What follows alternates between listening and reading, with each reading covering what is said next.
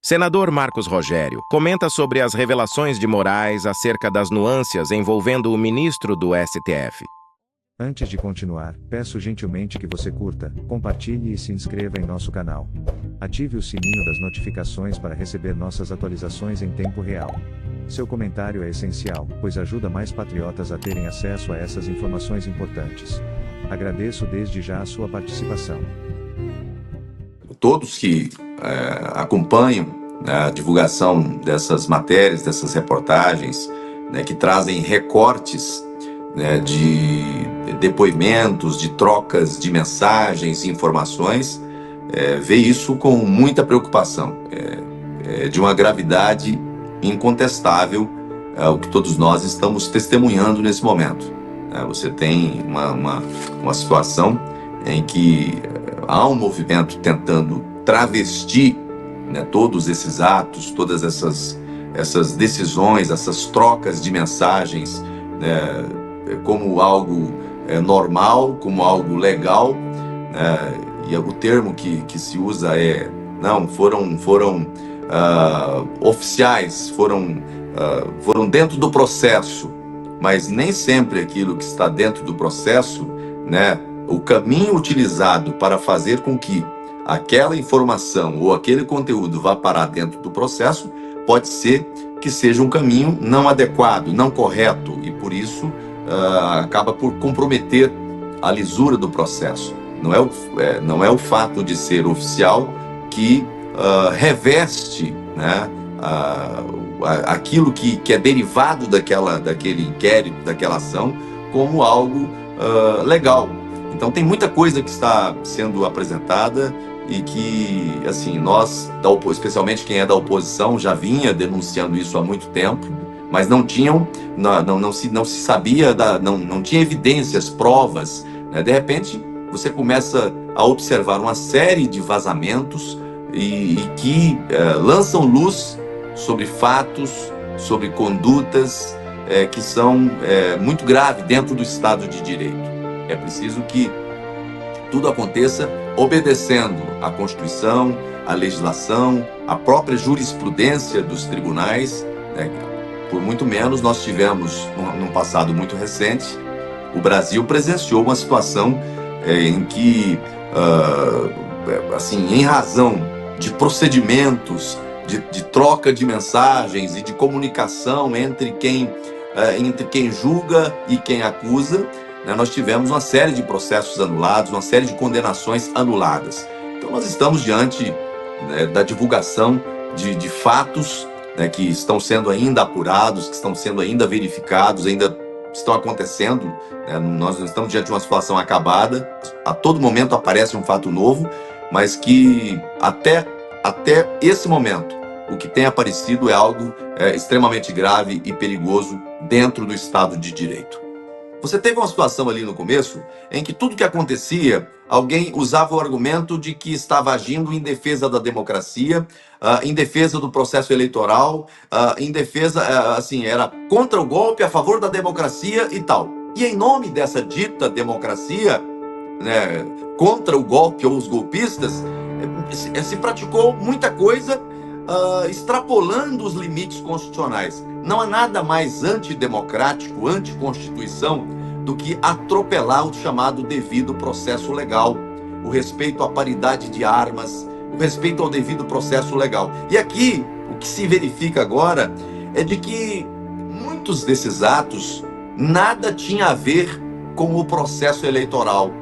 E aí, argumentos que foram usados até agora há pouco para justificar excepcionalidades que não deveriam existir, porque o devido processo legal não comporta isso, excepcionalidades que tinham como pano de fundo o argumento de que, olha, isso aqui foi necessário para poder interromper ou impedir um mal maior.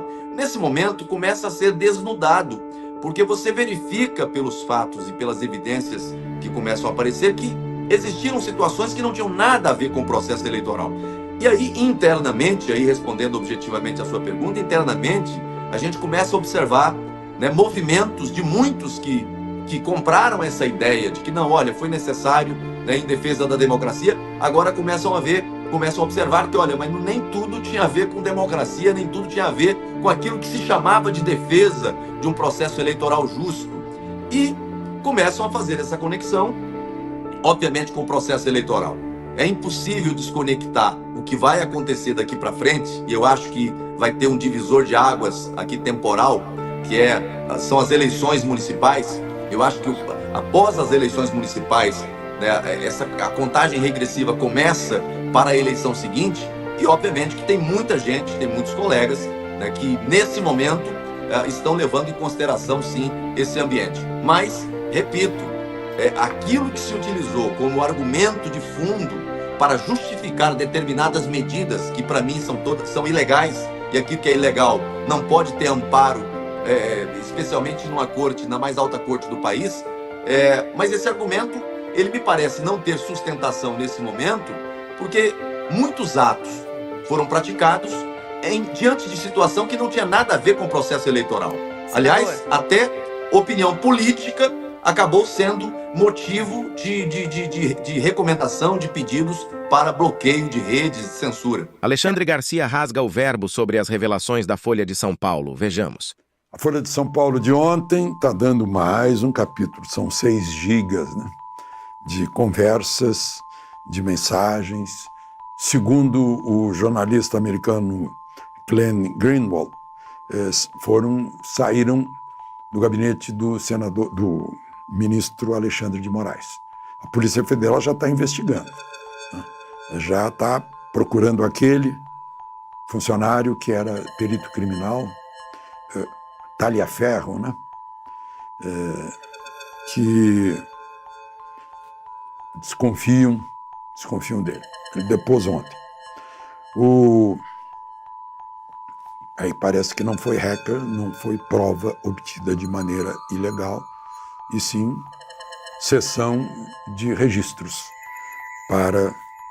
são do serviço público, e o artigo 37 da Constituição diz que serviço público fica caracterizado pela publicidade, isto é, transparência, que o povo tem direito de saber o que se conversa dentro do serviço público, a não ser que seja algo de extremo segredo de segurança nacional, né?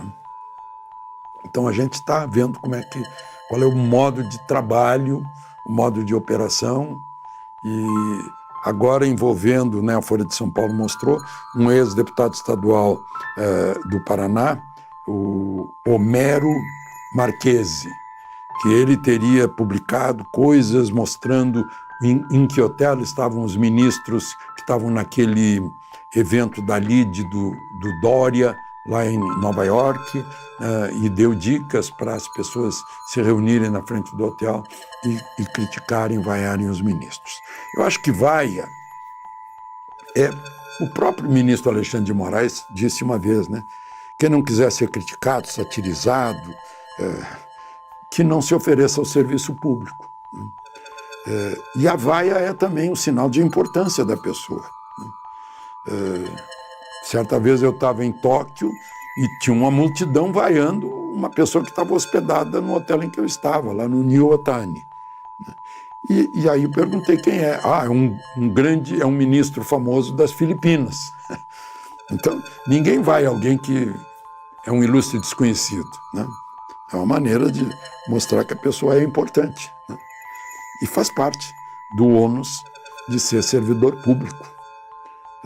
De ser, inclusive, o público tem direito de criticar, de reprovar a atuação de seus funcionários, né? Não pode caluniar, né?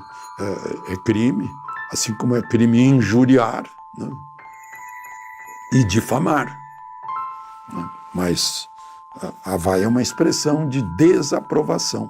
Vamos voltar a falar do STF, dos abusos de poder, dos crimes cometidos pelo ministro Alexandre de Moraes, porque dá a sensação, às vezes, de que o Brasil está anestesiado, está hibernando. Tudo bem que tem uma manifestação aí marcada para o dia 7 de setembro, que pode ser talvez a maior do país, tomara que seja, porque o povo tem que voltar às ruas.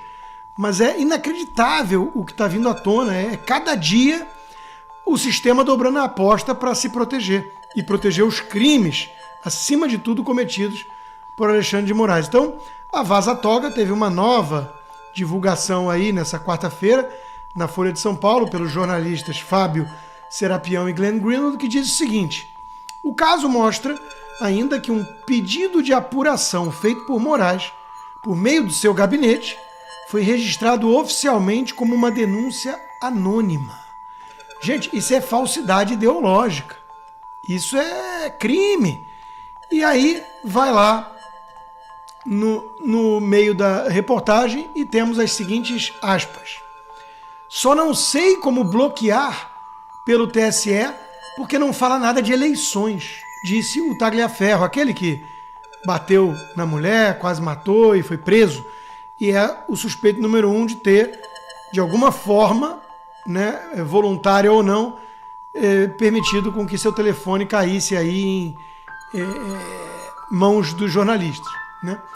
Ou seja, eles tinham alvos definidos a priori, eles tinham as punições, a censura, eles só não tinham nenhum crime e tampouco sabiam que pretexto usar para tal censura ou que instrumento. Não, isso não dá para meter no TSE. Isso é coisa de criminoso. De novo, nós estamos lidando com criminosos que têm jagunços, capangas, não juízes auxiliares. Agem como capo. E como agem os mafiosos, os capos, os chefes de organização criminosa? Quando um deles faz uma delação ou é suspeito de ter traído a máfia, que tem um omertá, a espiral de silêncio imposta, eles vão lá e se vingam. Não é isso que está fazendo Alexandre de Moraes? Veja, com tudo que veio à tona, Alexandre de Moraes não está preocupado com o conteúdo dos vazamentos, em se explicar o que ele pediu para a Polícia Federal, que logo acatou, porque virou uma Gestapo, uma Stasi, uma polícia política, um grupo de capangas. Ele pediu que investigasse o Tagliaferro e parentes, porque ele também suspeita que tenha vindo daí o vazamento.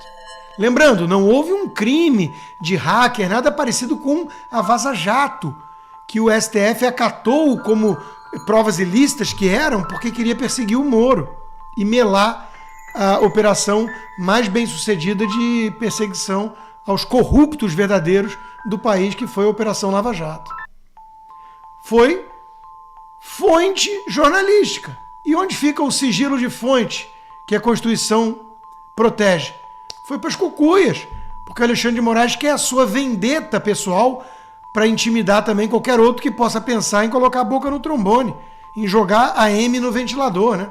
A bosta toda que tem acumulado nesse rastro de crimes cometidos pelo ministro e seus capangas. Não tem foro adequado, mas isso é um detalhe, né, no Brasil há muito tempo.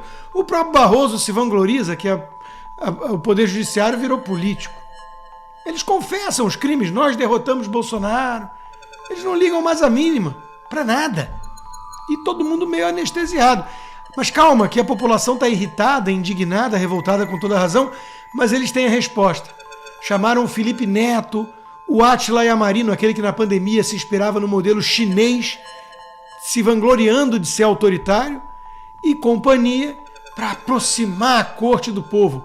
Como diz o jurista André Marcília, a única coisa que o Supremo devia tentar se aproximar é da Constituição, que anda bem afastada.